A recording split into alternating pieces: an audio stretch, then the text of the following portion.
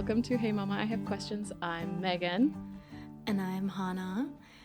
And we are very excited that we have a guest today. You guys know that we strive to share as many perspectives and experiences as we can, which is why we frequently say, if you want to come on and share your story, please do. Which is why we were so excited when we got a message from Caity wanting to share her story. So thank you for reaching out to us and welcome to the podcast. Hi, Caity. Thanks so much, ladies. It's so fun to be here. And I love that we're across 3 continents right now. I'm obviously tuning in from Australia. So this is super fun. Yeah, that was very exciting and definitely a scheduling challenge. So thanks for being here so late. And so fun. Yeah, we're just so really excited to talk to you. First, if you could, tell us a little bit about yourself. Yep. So my name's Caitlin. I'm from currently Queensland, Australia. I was originally from Sydney. I left on June 22nd with 10 minutes to spare before COVID 2.0 hit. 2 months prior to that, my husband got all the downloads to put our whole house in storage and like go on a big road trip. So we put everything in our car that we could fit with our now nearly 20-month-old kid. And at the time, what was that, June? So he was like just past a year old. I felt like he just started walking and we were like on this road trip. It was crazy. Yeah. And we literally crossed into Queensland, which was a challenge in itself. If you know Australia, Queensland is the northern part of Australia. So you have to like travel for at least 10 to 12 hours to get through. With kid, you have to stop a lot. And we went through a very iconic place called Byron Bay. Everybody knows Byron Bay is like the kind of hottest, amazing holiday destination. And that was a challenge even just to cross in. So now we've been in Queensland ever since, and we basically don't plan on returning. Our house is still all in storage boxes. We still are living on the road. I'm literally in an Airbnb now. We leave on Monday to go to another part of Queensland, and then we go to another part of Queensland, and then we maybe might settle down. We haven't really figured it out yet. But basically, I'm a working mom. I have my own business, a natural living business. I distribute for a company, has like low tox products and essential oils. I've been doing that for like 3 years now. And that allows me to be on the road and do mum life. And then my husband also runs his 2 companies online as well with the team back in Sydney. So that's why we can live this crazy life. And Australia's been wild the last 2 years. Like COVID has been crazy. So I know that we're kind of like the laughing stock of the world at the moment. Victoria was the most lockdown city in the world. I think they had like 9 or 10 lockdowns. Basically, they never came out of a lockdown for 2 years. So there's like people protesting in America for us. So it's like really funny when you like get back in connection with people on the other side of the world, like, how are you doing? Like, everything's been so bad for you. I luckily like avoided the 2.0, so I have been freely traveling around, but because my business by like is minutes, right? You guys were planning to leave later, and then we're like, oh crap, we gotta go. Yeah, we were planning to leave 48 hours after we actually left. So I like grabbed my dirty washing basket, and it was like sitting next to me in the back seat of the car, and we just left the house for my mom, my nanny, everything. It was a pretty horrible experience, to be honest. We went and hid in the bush for like a week, and then we had to quarantine for like 2.5 weeks, and then we could finally like travel. So yeah, it was a pretty intense experience. It took us like 2 months to like down regulate. But yeah, that's me now. Supersede like all the way through to December. I'm like, where did this second half of the year go? Oh, that's right, I lived in a car and like house sat for like 6 months. Oh, wow. Okay. Yeah, I just got goosebumps with that. That's intense. Yeah, congratulations for making it through that. Yeah. Yeah. And it was fun. It's all good times, right? My kid was super exposed to lots of fun things and animals and nature and country and beach. And like, we saw like so much. So it's been a pretty fun time. And your son is how old now? Oh, he's nearly 20 months. So even like talking about like my birth story and everything, I'm like, oh, I've really got to like go back in my memory bank and like remember everything, because it's like so easy in mom life to just like be like, oh yeah, that happened. Like, It oh feels yeah, like I'm 7 so years ago. transitioned. I know, it's crazy. Yeah. I was thinking the other day that I'm not good at writing things down. I was like, I have to write this stuff down because I'm just not going to remember. I'd like all of it is so front of mind for me right now, but it's just all going to go. Because mine is Totally. 16 months old, so coming out of babyhood and emerging into a much faster paced life. It goes so fast, hey? Yeah, exactly. So speaking of your son, his name is Hunter, right? Yeah. Great. So tell us more about Hunter. This is sort of what you mentioned when you reached out to us, was your journey with him, finding out about his conditions and your experience of handling those moving into babyhood. Yeah, absolutely. So it started right back, 2 years ago now. I found out I was pregnant the day before we got on a plane to go to America for a 6-week holiday around the States and Canada. So that was wild. I was planning on drinking cocktails on all the rooftops in New York. My mom's 60th was there. Like, I was planning on having a really good time. And anyway, I got the shock that I was pregnant. I wasn't trying. I didn't actually want to get pregnant for another year. I really wanted to spend my 30th birthday in Europe. Like, we had plans. We'd only been married a year. So like it was, yeah, we were pretty relaxed in that area. So I wasn't the chick that cried with my husband while I'm like looking at the stick and I'm like, oh my gosh, we're having a baby. No, I was more like, oh shit, we're having a baby. And I was like, what do we do? Do we go to the doctor? Like, we're getting on a plane tomorrow. So I'm literally at the airport. I remember being at the airport being like, oh my gosh, I'm already starting to feel sick. How am I going to do the next 6 weeks? Yeah, forget drinking cocktails. I was planning to be awake until 8 p.m. I was planning to want to eat anything. I was really tired. And because we'd both never experienced pregnancy before, my husband was like, oh, you'll be right. So I was walking around like New York City for like 10 to 12 hours a day because my husband didn't want to miss out on anything. And I was so tired. Thank God my mom came, because she was like, yeah, pregnancy is really tough. And James was like, she'll be right. Like, he's just such a country boy.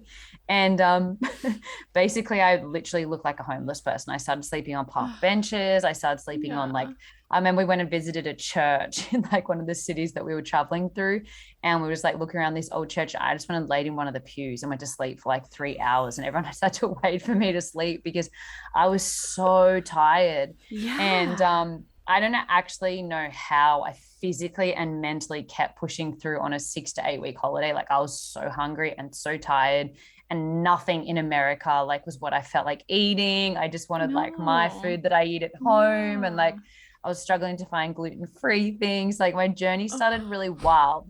And to be honest, I like took the entire first trimester to really surrender the fact that I was actually having a baby. I was kind of annoyed, to be honest, which I know is a really triggering and touchy topic for women that can be trying for years. And I mean, no disrespect to anyone that's still in that season of waiting. And if you are waiting for that beautiful bubble to come, it's just a different story to mine. Like, for me, I had to go on like a process of actually accepting the fact that I was initiating into motherhood way quicker than what I planned. And I kind of felt like I got a bit stitched up in like my plan for life. And yeah, it took me a while to get through that. So then I kind of had my 12-week scan, and this is back in Australia, finally, when I got home after like went through so much traveling, first trimester and like, vacation. Like, literally had no idea what I was doing. Like, I rocked up to the GP. I'm like, so I'm pregnant. Like, what do I do? And they're like, you're really chill about this. I'm like, I literally have no idea what I'm doing. Like, do we get scans? Like, do we have to pay money for stuff? Like, what do we do? Anyway, went and got our first 12-week scan. Everything was going well. We were excited. We were like really starting to come to terms with the fact we're going to be parents. And then the 20-week scan rolled around, and that's when they picked up that Hunter had a birth defect, which is a cleft lip. It can be either on the left side or the right side or both. He only had the left side, so it was isolated, and it was unknown whether his hard and soft palate was affected. So basically it just means at 6 weeks, the gum and the lip and the palate, they're all three different sections, potentially don't join. And like most women don't even know they're pregnant at 6 weeks. So like doctors have never been able to medically research into it. They've never been able to figure out what's the cause. It's like actually one of the biggest medical mysteries known to man right now in terms of like babies. Wow.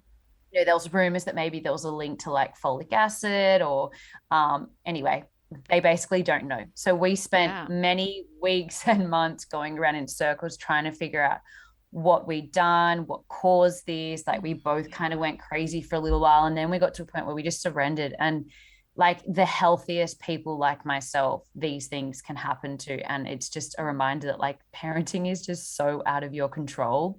Like things happen and you can't control it. And it was one of the most testing seasons in my life because you literally have to surrender and hand over everything and get to a place of contentment no matter the outcome. So yeah, of course we like had the scans and the tests that kept on coming, and they wanted to check heart and brain, any genetic links. I got transferred from the private clinic that I was doing scans back over into the public health system, which is in Australia. Everything's free for like women. I didn't go through private health where you have an obstetrician. I wasn't interested. So basically, because of my situation with Hunter, I got placed with one of the women's health public OBs, and I had to get frequent scans like every couple of weeks. But basically from the very first scan where we actually saw like the darkened spot, which I was like, oh, that doesn't look like it's meant to be there. He basically would like put his hand over his mouth. He would like turn his head. He would face away when the scans were coming. So we like literally had to keep doing the same scans over and over again, but he never ever wanted us to see his face, to the point where the only way they actually got confirmation of the cleft ever again was through the top view through his brain, where they could see like a little divot. They never actually got a proper front on view. And babies move around so being much. Coy, Hunter. I was kind of waiting for him to like stick the rude finger up, to be honest, like in the scan. Like he was literally like this, like, excuse me. Like, you guys are nosy. Calm down. Yeah, and like don't worry, like everything's going to be fine, like stop stressing.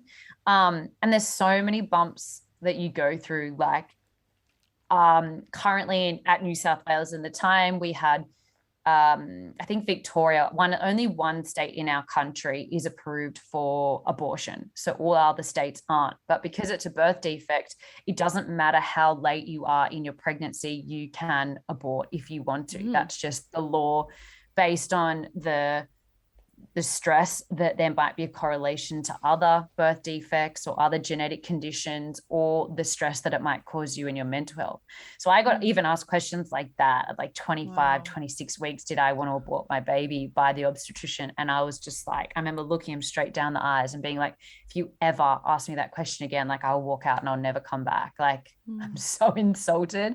I know you're doing your job and you have to do all the medical jargon, but I mean, honestly, there's nothing wrong with this baby. Like the heart was fine, the brain was fine, like everything was fine. I refused all the testing. I didn't get the Downs testing. I didn't do any further genetic testing because there was a risk of breaking my waters, bringing on like a miscarriage, early labor. Like there was so many risks involved in all of these tests that even if I found out anything anyway, I still wouldn't terminate. So I just kind of surrendered to the fact that no matter what we get given, whatever this gift was, we signed up to be parents. We got ourselves in this sticky situation where we had sex and I was ovulating. We're just all in. So we just kept going and going and going. And they got to the point where they're like, the only reason you'd come back for the scans is if you really just wanted to keep trying to see your baby. And I was like, I'm so cool about this. If you guys are cool, I'm cool. And we never went back for another scan again. And we just waited till he was born. And I ended up having a beautiful, blissful pregnancy. I literally went into like this little bubble, even though COVID was starting to build. Like my son was born in the heightened 1.0 COVID like hit that we'd ever seen in Australia. So we're obviously lagging to Europe and America because of like the winters, and we were behind.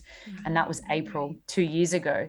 So we like didn't know what was going to happen with hospitals. We didn't know anything. So I just tried to stay in my little contained bubble and really just focused on every single area of my health. Pilates 4 times a week. I was having my green smoothies. I was eating. I was like prepping all my meals. I was like yes, fit and healthy, and I was just feeling really good. Yes. My mind was in a really good place, and I kind of forgot for a little bit about the diagnosis. And I actually only met the surgeon once that's like assigned to us. Every single family gets assigned a nurse in this particular field, so the cleft field, and also a surgeon. So there's only 2 surgeons that operate on cleft babies in my hospitals, but there's other surgeons that operate in other states and other hospitals within our country. But it's a very small niche. Like I think we only get a couple of thousand babies a year in Australia.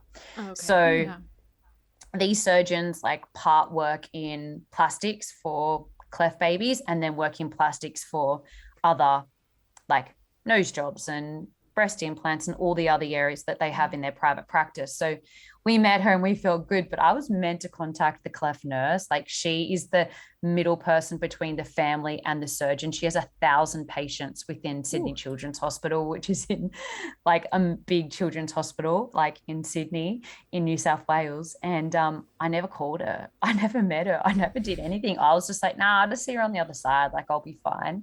And I really wanted my baby to be born on Easter Sunday, like because of my faith. And it was a really special day for me. Yeah. And I went into labor at like 10 o'clock on Saturday night, and he was born on Easter Sunday at 10 o'clock. So like I got my dream. So cool. Yeah, I got my wish. It was amazing. I didn't know he was a boy, but I had already named him because I knew he was a boy, like kind of in my heart. I was like that crazy mom that like knew their baby's gender and their name and like the day they were going to be born. It was a day before my due date, which I know is also uncommon for first-time mums.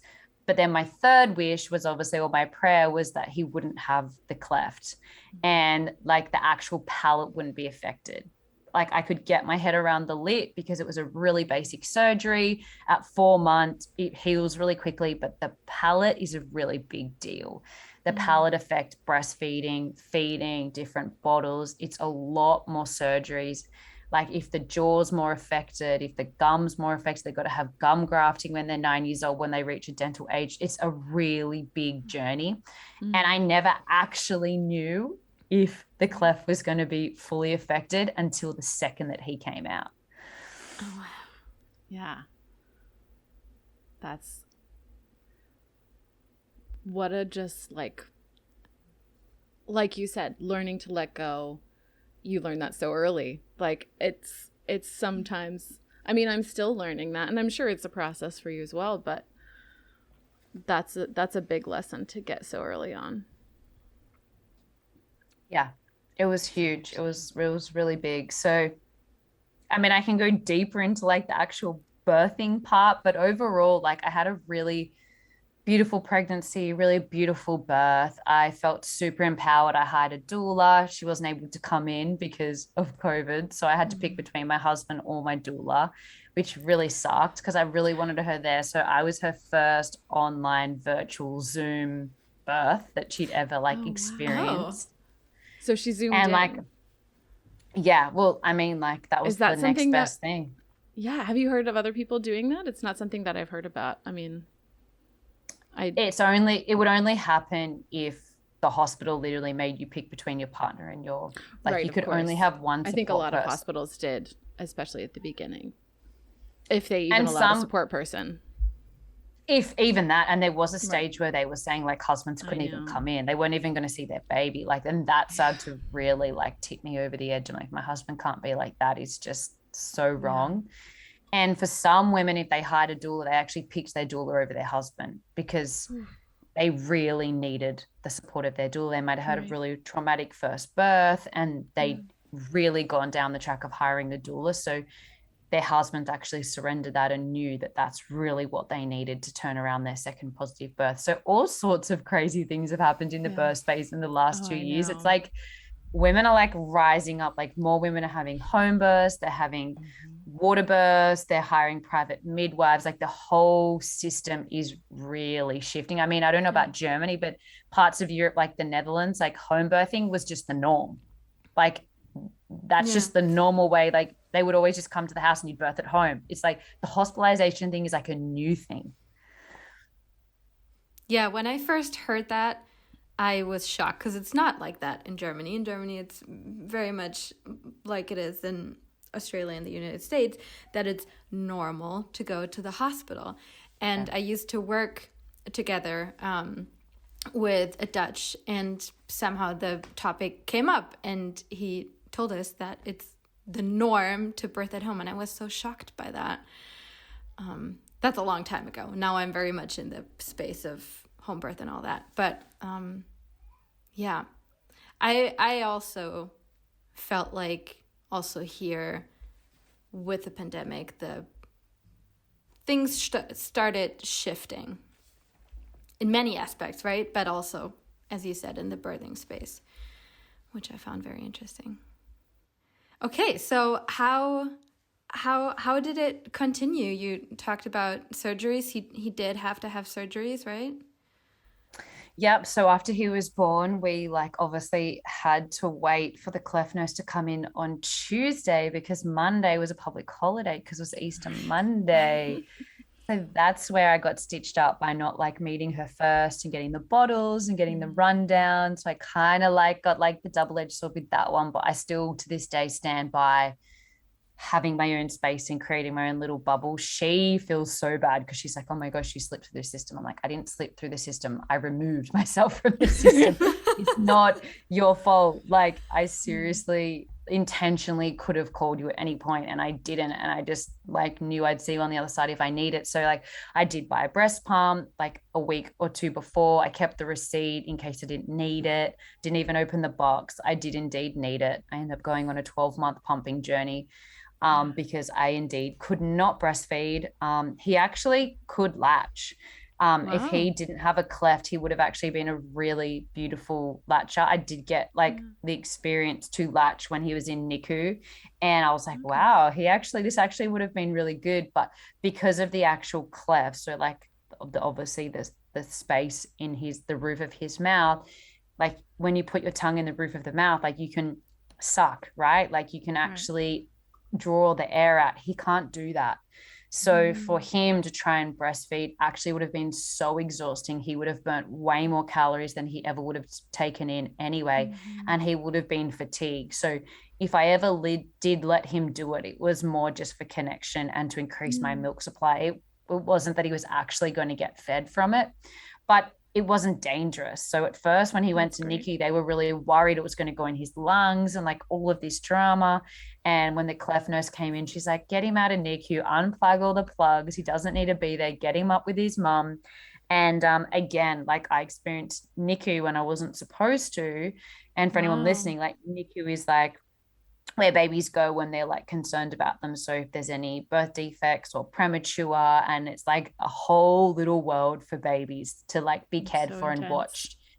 And the NICU nurses are like literally aunties and grandmas. Like they're so family orientated. Like it's like this sweet little beautiful place. And anyone that's had a baby in NICU, you are literally my hero because NICU moms are so strong, especially if you have to go home and leave your baby there. Like it's a very big season. I got to be upstairs at least in my bed for 4 nights, and then he obviously came down quite quickly and everything got approved. But from that, there was actually like a flow-on effect within that hospital where basically the entire NICU, obstetrics, all the nurses, midwives, everyone went into like a full training to ensure that they actually knew the process of cleft babies when they were born and didn't just go and like freak everybody out and go shove them in NICU, because actually they can be by the mum's side, especially if you get the hang of hand expressing colostrum, like you can still syringe into their mouth.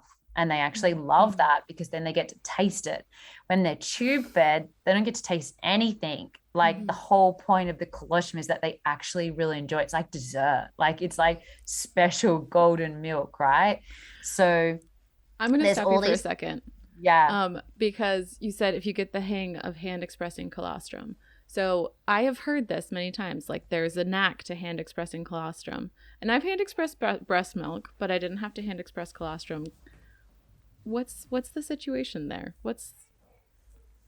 Well, it's exhausting because you just get like it's no so little yield. Okay. Yeah.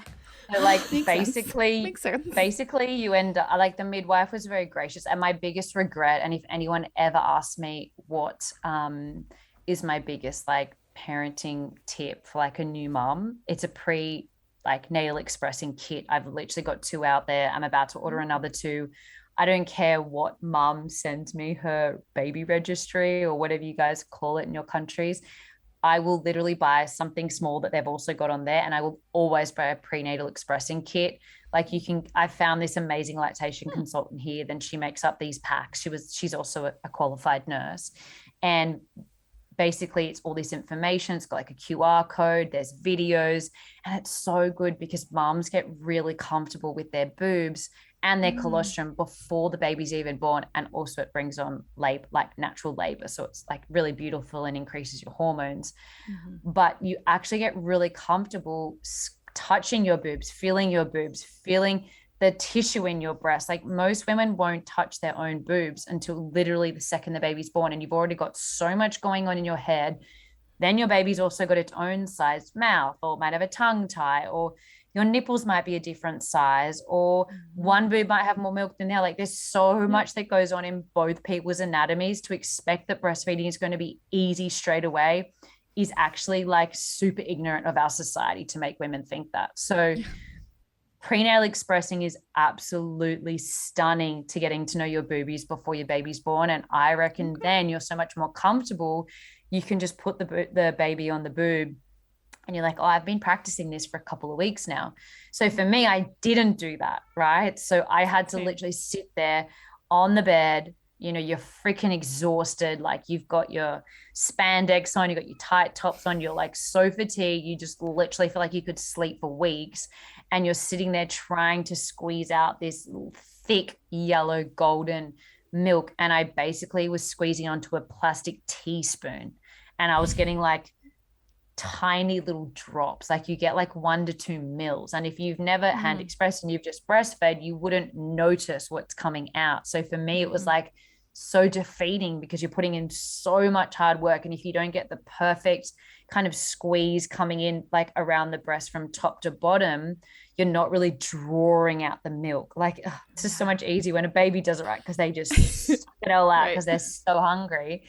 Anyway, I'd get these little syringes and then I'd label them and do all the right things you meant to in the hospital. And I'd take them down to NICU and like put them at the top of his head. Like, and then they were all building up and I was starting to get really proud. I'm like, oh my gosh, look at all of these. Like, and as you guys like maybe know, 2 mils at a time, but there's 7 of them, baby. Yeah, and their stomach's like the size of a piece of rice. Like it's so tiny. Like they literally don't need much, even though for us in our like adult brain, we're like, are you starving? Like, how are you not eating more? Like, eat more. But well, and if you are breastfeeding, then they're on there for 15-20 minutes. And so we associate that with getting a bunch of food, but really they're just getting it really slowly. Yeah, like little drips. But it's super nourishing and it's like really rich and fatty and like that's why it's so like hard to squeeze it out, because it's just like so thick. It's like honey. So yeah, I had to obviously kind of get thrown into this whole world that I probably was a little bit ignorant about, to be honest. Anyway, the midwives were great. They were so beautiful and we got all the colostrum and like I didn't miss out on any of that like experience in terms of my baby receiving what my body was making. It was just a different avenue. And then of course your milk comes in. So by the time he left NICU, my milk was coming in and then the midwives came back in and like helped me with the hospital, you know, really high efficient, strong breast pumps. So I was doing 2 at once and I started like getting my milk supply up. But because it takes time to do that. And I obviously had to start practicing using these particular bottles.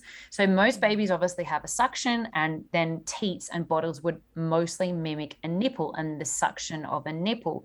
Where for Hunter or cleft babies, there's no suction involved. So they more have a situation where they munch. So it's more like a pistol, like a water gun. And as they bite it, it squirts the milk to the back of their throat and they swallow. So basically it can bypass the cleft. And at the top of the teat, there's almost like a plank.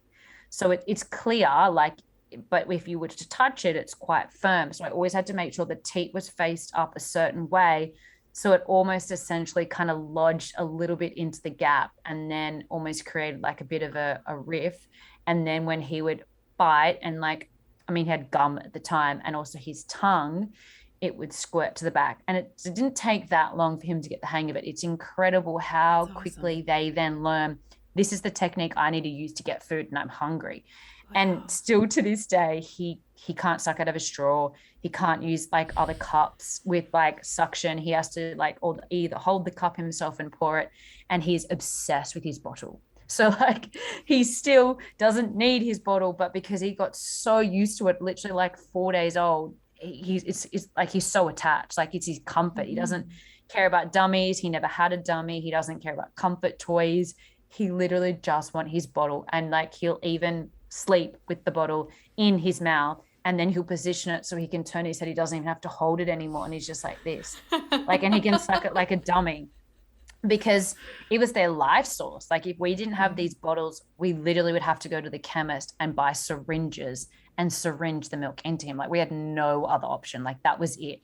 And you could only buy these bottles online. They would take like a week to come. So we had like 8 to 10 of these bottles always, and always in the car everywhere we went. And like now we're down to like 1 bottle. And if we didn't have the bottle, like it would just make sleep times crap, to be honest. But like, he just have to readjust his comfort situation. Yeah. And I actually don't know when we're going to wean the bottle, but we're just like, it just works so well. Like, I don't even care if he still has a bottle when he's like 2.5, like, great, whatever. These bottles like literally save our life. So yeah, that was kind of like that. And, yeah, I mean, you guys let me know how much you want me to go into like the pumping journey, or if you have any like specific questions. But like the pumping journey in itself is like a wild ride. Yeah. I guess I would love to know your mental process for the pumping journey, because I know that it's really intense. And just from a straight up like schedule standpoint, you know, I breastfed on demand. I find it hard to show up for appointments. Like that seems overwhelming to me. And then attaching so much importance to keeping your milk up and the value of that pumping and what you're doing with it just feels very intense when I imagine it. And so I'd love to know your experience of it. It is intense. So you have to do everything twice. You have to extract the milk, and then you also have to feed the baby. So rather than like it all happening in one go when you're breastfeeding and you get to look at your baby. And I know for some women, the initiation to breastfeeding can be really hard and really painful. And it can go like that for like 2 to 3 months. But once you get past that point and you feel like your nipples kind of get tough and like the flow is happening and they're grown, like you literally just put them on, you don't even think about it. And that's like the bliss part of when you just see the mums at the park and they're like, don't even think about the breastfeeding, and you're like a new mom and you're like, why are you so relaxed about this? This is like the hardest thing I've ever done. So I totally respect all of that. But when you do get to that point when it is just enjoyable and you don't think as much, it's just almost like autopilot. It is the best way to obviously feed, because you're doing 2 things. Oh, it's so fast. You don't need equipment. You don't need to clean anything except yourself. It's the right temperature. Oh my gosh. The very few times I've fed bottles, which I've been very lucky in breastfeeding, I've been like, this is so much work. Like I got to do dishes. I got to make sure this is, like you said, at the right temperature. Yeah. It's like you say, once you get past the learning and the intense part of breastfeeding, it's just beautifully convenient. Yeah.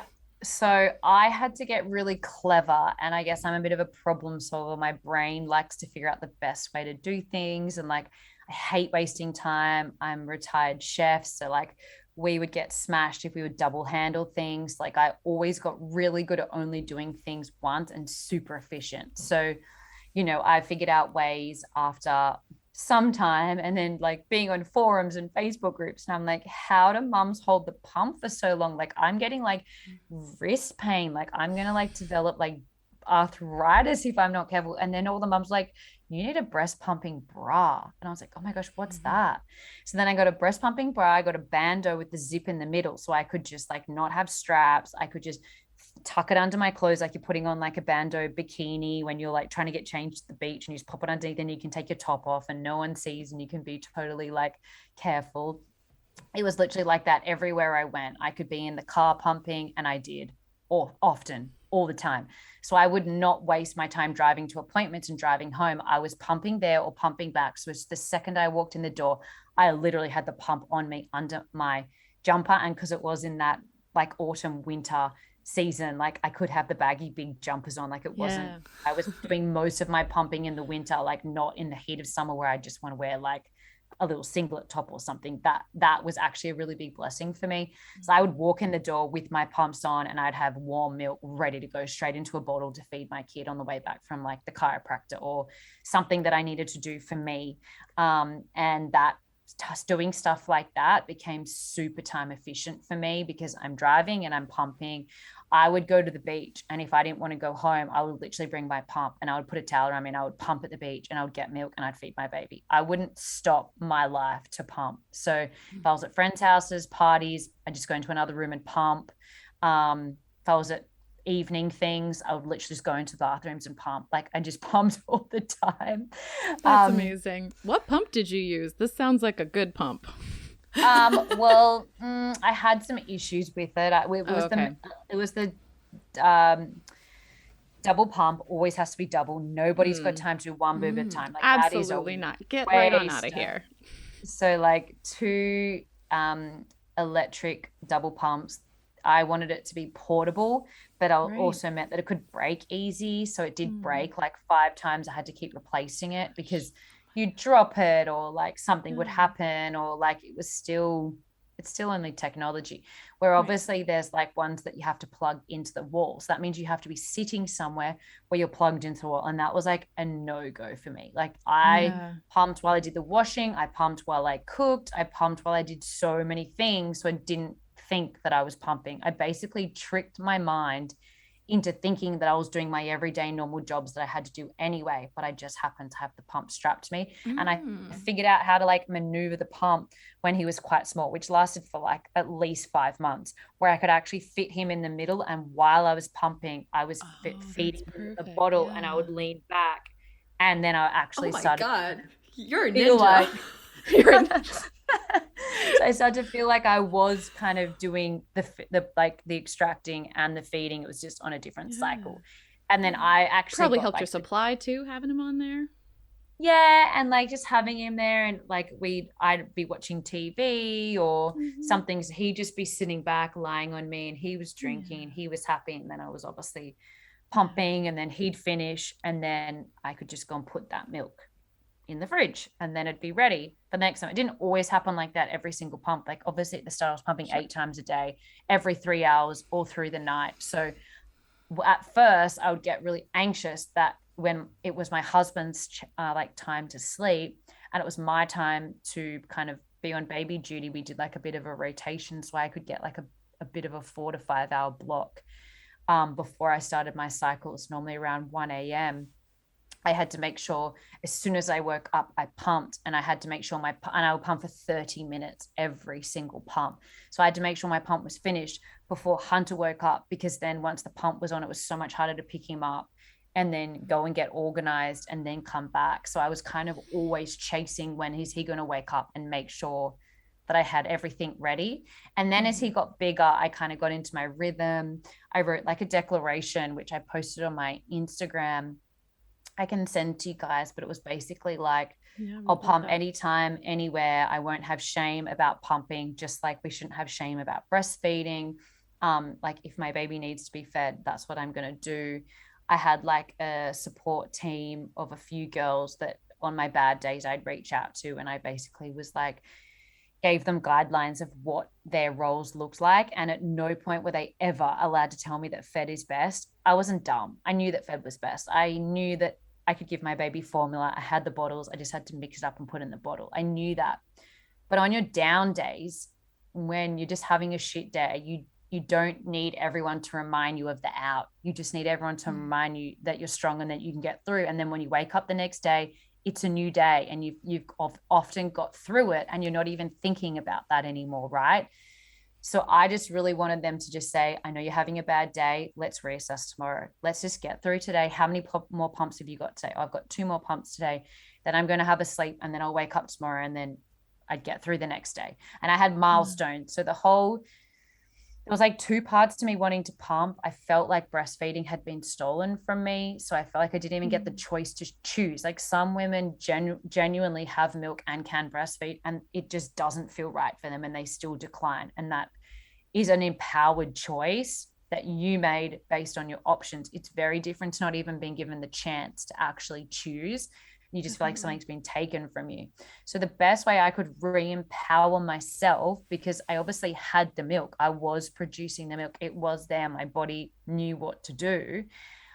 I just had to get the milk to my baby a different way. And that's what made me feel good in a situation where I could have felt really depressed or really down or actually really bitter. And it's so easy to feel angry at people when you come out of your fatigue and you come out of that place of feeling vulnerable and you're anchoring to these professionals. And I've seen numerous women that have reached out to me say the same thing over and over again. I took their advice in my time of weakness rather than taking the time to walk away with my family and figure out the choices that were best for us. I just trusted what they said. And most of the time, women will just come in, particularly older women that have been around for a while. Love, you're not getting enough supply. You should just go to the bottle. Or it's just not working for you, whatever's happening. And like women just, it's just too hard. I'm not going to do it. And then they come out of that like bubble of like fatigue and overwhelm. And they're like, I could have tried pumping, but no one ever empowered me with that option. I could have even pumped just like twice a day and just given my baby breast milk twice a day and then given formula. I didn't have to commit to the program that I committed to. And I just think moving forward as modern day women, there's no black or white anymore. Some women maybe do have a lower supply and they want to just do morning and night feeds, or they go back to work after 6 months and they just want to do a morning and night feed. That is still so beneficial for you, like the intimacy with your baby and feeling like you still get to do that. But so many professionals just come in and go, why would you bother? Just give them the bottle. It's so much easier. And just kind of remove this place of being able to do both. Like, and I ended up doing a formula feed at night. So I didn't have to wake up, and I did get to have that 5-hour break, and it actually increased my supply. So when I would wake up, I was like busting, as you may know, and I got a really, really big pump, like so big, like it would overflow out of the bottles. And my other pumps weren't like that because I finally got rest and I got time for my body to actually produce milk, and it took all the pressure off. I also knew that the formula was fantastic if I was running late or I got stuck in traffic. Like me putting that much pressure on myself, if I don't get home by a certain time, my baby's screaming and my husband's alone, being so rigid that I wasn't like allowing him to use the formula when it was literally sitting there on the bench because I wanted it to be this perfect 100% breast milk only wasn't going to be the reality for me. So I released all of those expectations. And if I was running late, I didn't have to stress. Even if I'd pumped the milk and I was still coming home, he needed food, and the formula was there. Now, the only downside was he didn't love dairy-based formulas, and it was causing additional reflux and colic, as well as until the lip was actually repaired.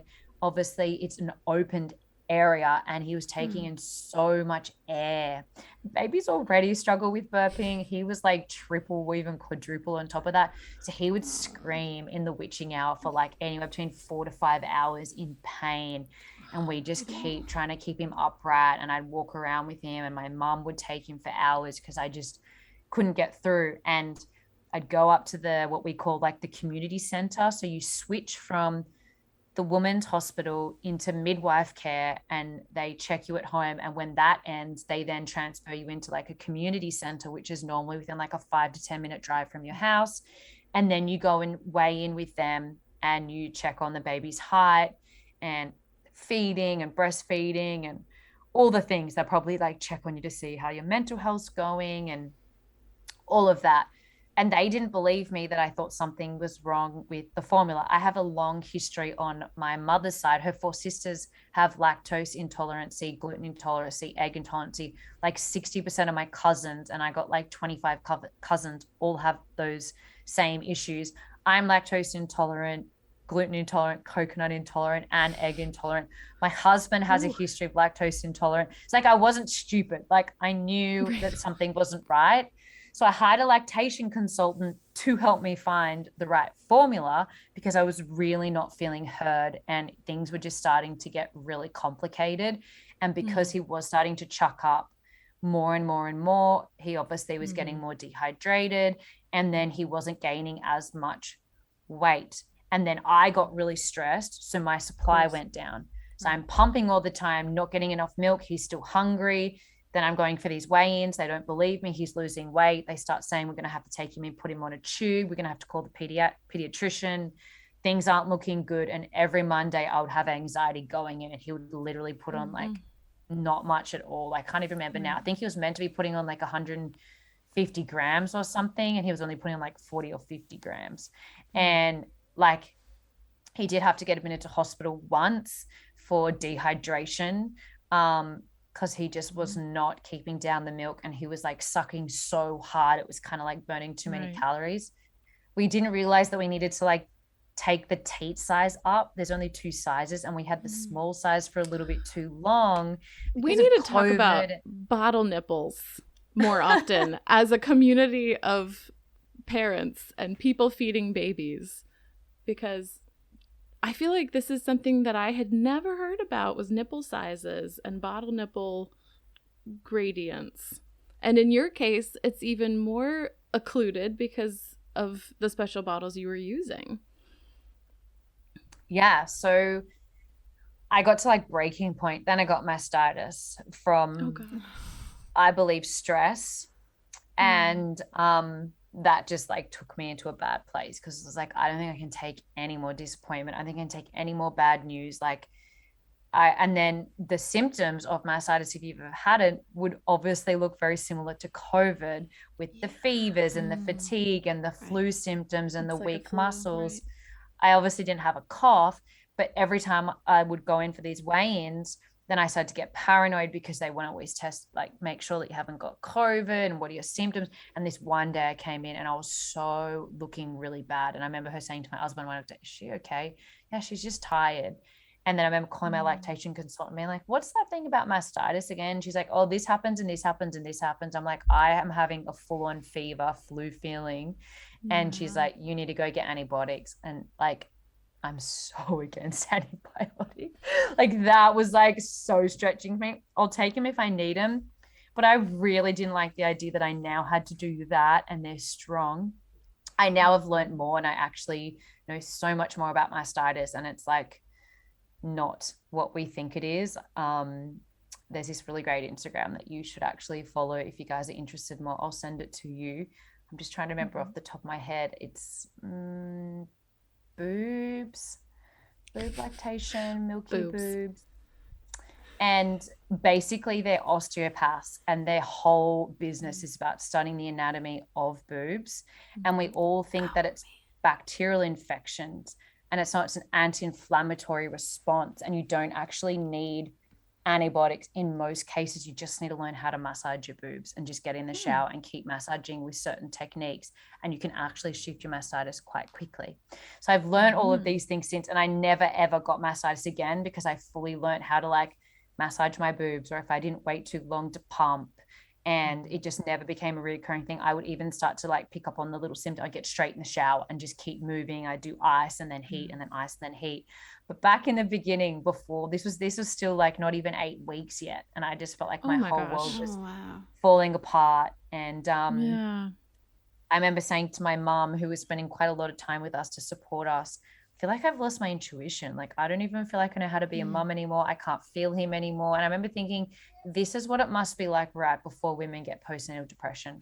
Like, this is must be when you just like, I remember just crying all the time and just being so hormonal and so sad. And like, I'm not really a sad person. Like, I've had like spouts of anxiety before, and I've seen counselors and I've dealt with stuff, but like, I just remember thinking like, this is the most loneliest I've ever been in my life. Yet I have so many people supporting me, almost too many people supporting me. My head is going to explode with all of this like content and information, like people in my head all the time. And I just couldn't be me anymore. So I like literally got the bigger teat. I stopped going to the weigh-ins, and I literally just stopped taking everyone's calls. And honestly, my baby started to put on weight straight away. His nappies were like so wet. He started to gain weight faster than we've ever seen. He was sucking really well. Oh, and I forgot to mention that at like 4 weeks, he developed a like 1.5 inch welt, almost like a carpet burn in his cleft from the bottle rubbing. So that's also why like he didn't want to feed for a while, and I had to like try to put aloe vera in there. And like it was common, and they're like it could come back. But what happened was kind of like when you like wearing a new pair of shoes, and like once you wear them in once, like the pain and like the sores on like your toes never come back again ever.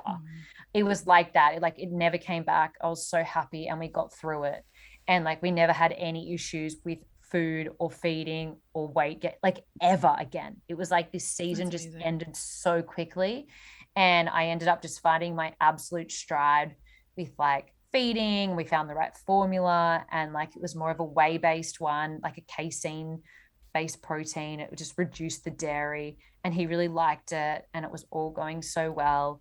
And then I had like these deadlines. I was like, I want to pump at least till the first surgery, so I've got breast milk for him post being under general anesthetic for 2 hours, which is a lot, and most pediatricians don't allow babies at least till they're 1 year old to go under general anesthetic. Like it's a pediatric rule, except for cleft kids. They make this exception. And that kind of freaked me out, because like this little baby's being pumped with like being under for 2 hours is a long time. Even for adults, it's a long time. So one thing again, I thought that I could empower myself with was to give him breast milk as soon as he came out, and flood his body with, for me, what I could source was the most nutrient liquid on the planet.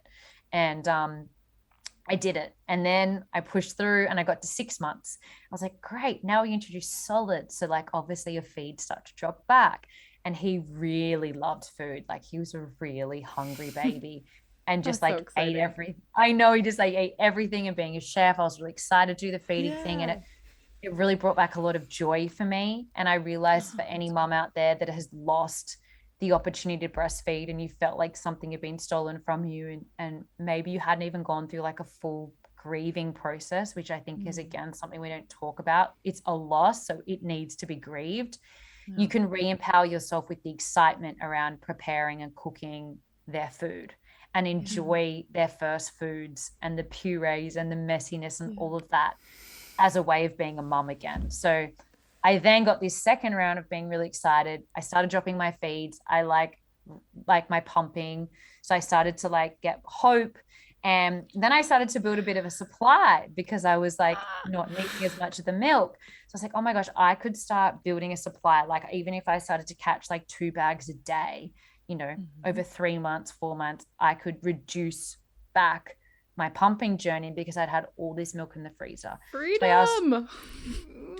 But my milk was high lipase. So what does that mean? It means that it tastes really disgusting when it's defrosted. It's like metallic. It tastes like mine blood. does like too. Oh no. Yeah, it's gross. So he hated it. He wanted fresh that's so milk. sad.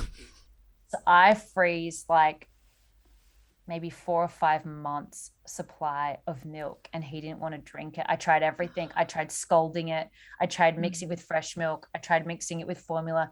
The smell was so bad that when I'd open the bag, like I couldn't even stand the smell. It made me feel sick. And he would literally go like, I remember he picked up his bottle one day and threw it across the room, because he's like, that's the most disgusting shit I've ever tasted. Why would you give me that? And I was like, okay, I'm pumping till 12 months. Like I have no other choice now. If I want to do this, this is it. So then his second surgery was at 8 to 9 months. It was February 2020. And the first surgery was April, May, June, July. Yeah, it was about August. So I pushed through till the following year, got through the neck surgery, which was major surgery. It's like when they literally closed the hard and soft palate. I say it's kind of like you've got like a big open wound on your tummy, and then you put a pair of jeans on, and like you zip up the jeans, and it kind of holds everything in and allows like underneath to heal. That's literally what they did inside his mouth. They did like a zigzag stitched, obviously, assist with when scarring heals, it expands. So it like stretches back up. So it's a straight line, like it can literally rip back open. So like they did the zigzag one to like give room with the way that skin tightens. And it was like they zipped up the skin over the top of the bone underneath. And then it took maybe like 2 to 3 weeks to heal and recover. But by that point, I felt like I was a bit of a pro hospital mom. Like I knew the process of fasting at like 2 a.m.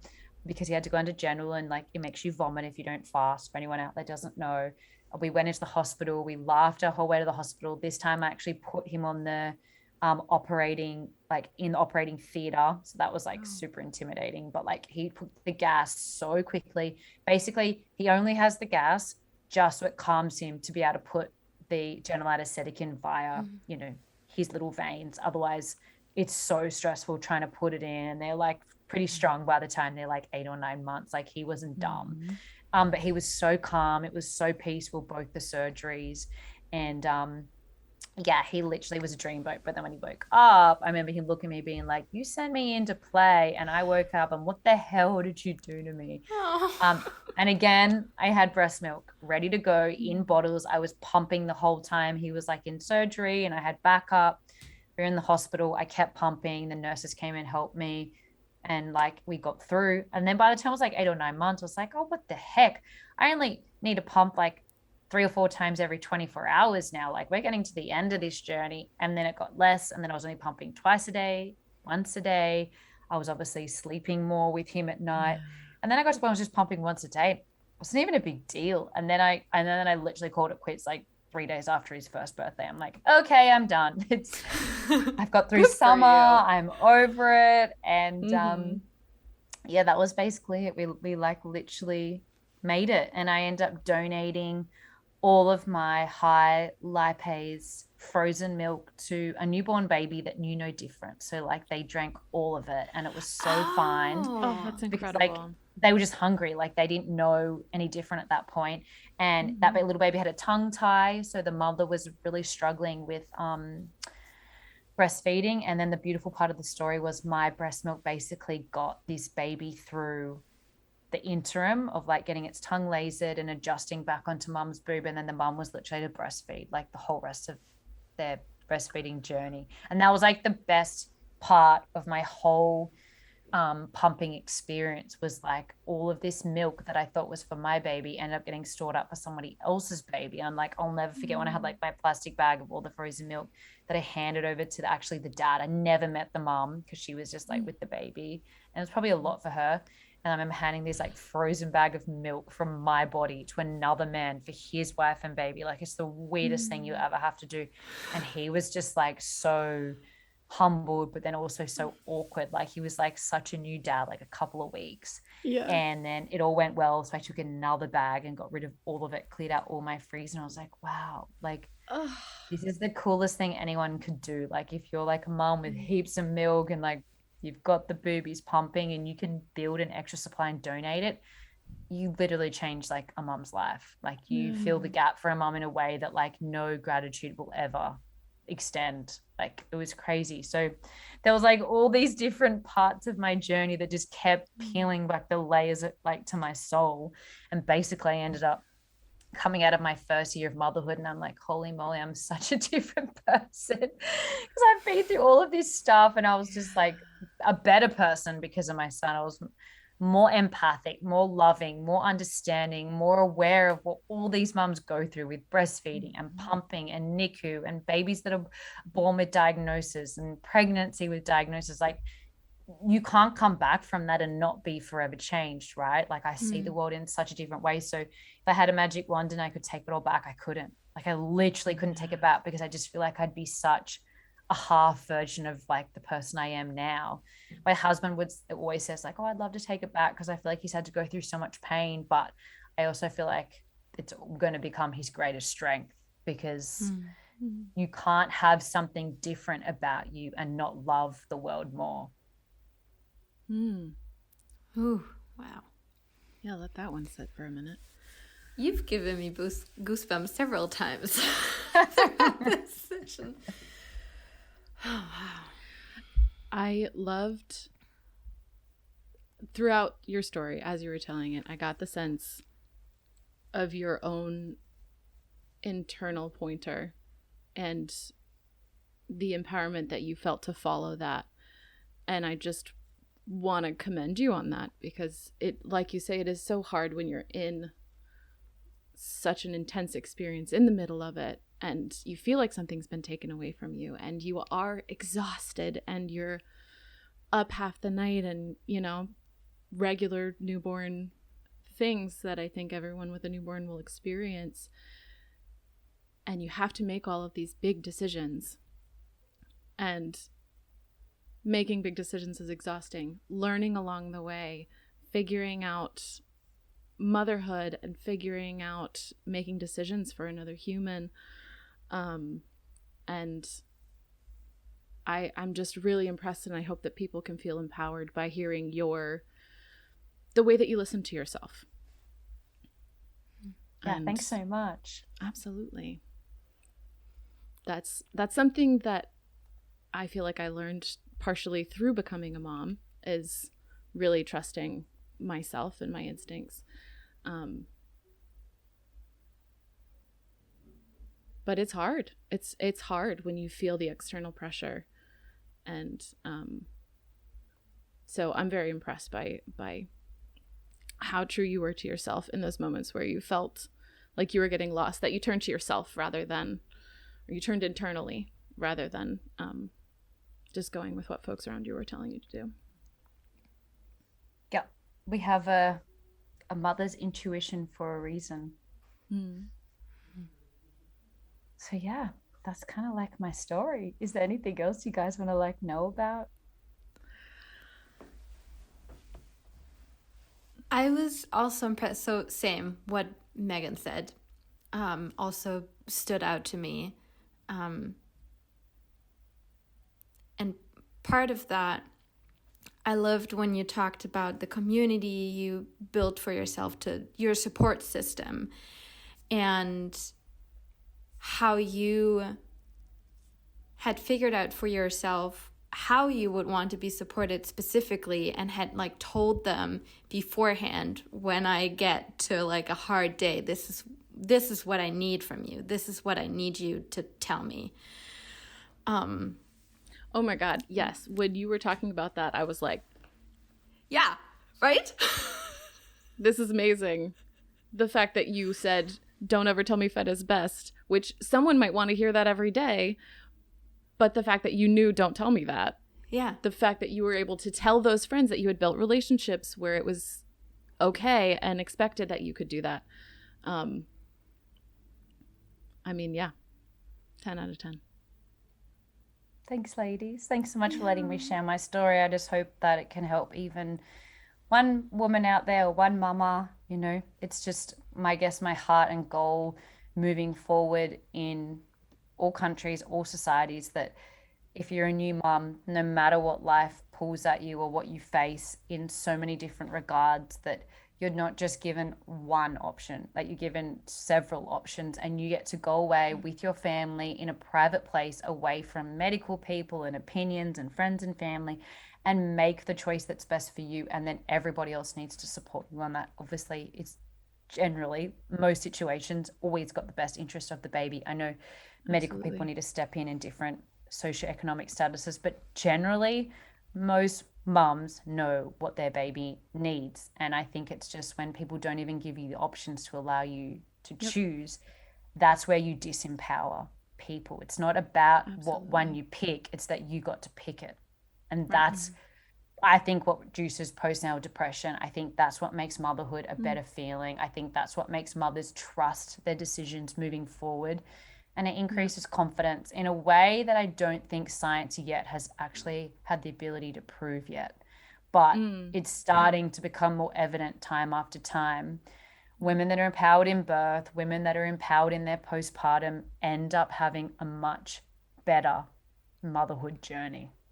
Experience impacts outcome. Absolutely. Every time. Yeah. Amazing. Well, Caity, thank you so much for being on with us.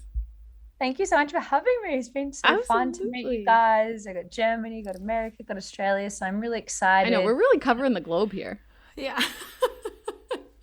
And of course, if anyone wants to reach out and ask me any questions about pumping or anything about my story, they can totally jump over to my Instagram and you can ask me anything. Like my inbox is always open, particularly around pumping questions. Like I feel like I leave space in my life just to talk about pumping. Even though it's over for me, I get super excited to be someone's cheerleader in that season if that's what they choose to do. So yeah, come find me at Living the Abundant Way with, what do you say? Periods in between. I say dots, but Americans say periods in between. So it's abundant.way.